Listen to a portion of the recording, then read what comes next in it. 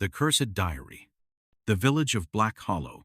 In the late autumn of 1892, nestled deep in the forests of Pennsylvania, there was a forgotten village called Black Hollow. The town was small, with only about 50 families, most of them farmers and blacksmiths who had lived there for generations. The village was surrounded by thick towering trees that never seemed to lose their leaves, even in the dead of winter. At the heart of Black Hollow stood the Hollowstone Manor, an abandoned estate that had belonged to the Greaves family, a once wealthy lineage that vanished overnight a century ago. No one dared to enter the manor, for the locals believed it was haunted. Rumors whispered of a cursed diary hidden inside, one that drove its readers to madness. The Forbidden Dare. One chilly October evening, a group of curious teenagers, Eleanor, Thomas, and Daniel, gathered at the edge of the manor. The annual village festival had just ended, and the moon hung low, casting eerie shadows across the twisted trees. "I bet none of you have the guts to go inside and bring something back," Thomas dared, his voice carrying the arrogance of youth. Eleanor, the boldest of the three, smirked. "Fine, let's do it." With only a flickering oil lantern to guide them, they pushed open the rusted iron gate and stepped onto the overgrown path leading to the front door. The manor loomed before them, its windows shattered, its once grand walls covered in ivy and rot. Inside, the air was thick with dust and the scent of decay. The floorboards creaked beneath their feet, and cobwebs draped like ghostly curtains from the chandeliers. As they wandered deeper into the house, they stumbled upon an ancient study lined with bookshelves that had long since begun to collapse under the weight of time.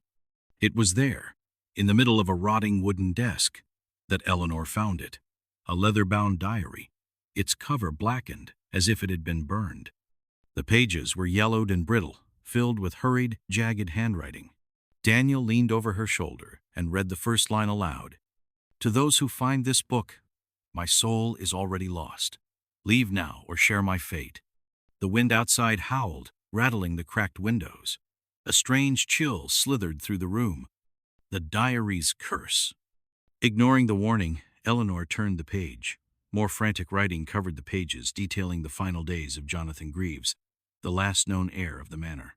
The diary spoke of whispers in the dark, shadows moving when no one was there, and dreams that bled into reality. Each entry became more disturbing. "The voices call my name at night. I see figures standing at the foot of my bed, their hollow eyes watching me. I tried to burn this book, but it refuses to turn to ash." Then the final words, scrawled in thick ink, sent a shiver down Eleanor's spine. "The diary does not record my thoughts. It writes its own. I am not alone in this room. It knows I am reading." Suddenly, the lantern flickered. The room grew colder. The whispers began. The awakening.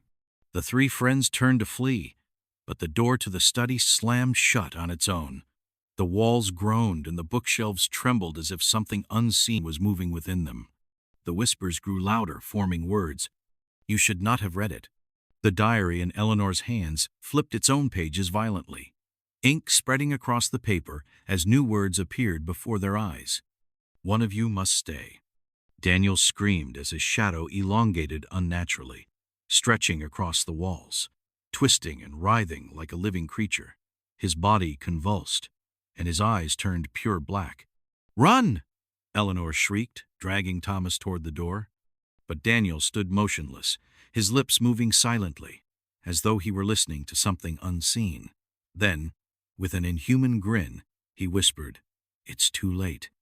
The escape.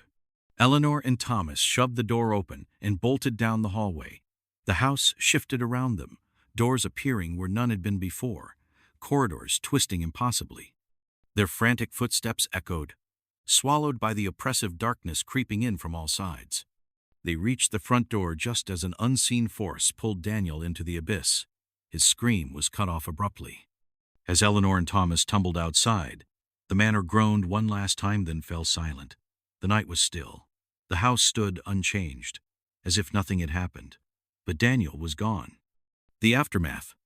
The next morning, no one in the village believed their story. No one had ever heard of Daniel. It was as though he had never existed.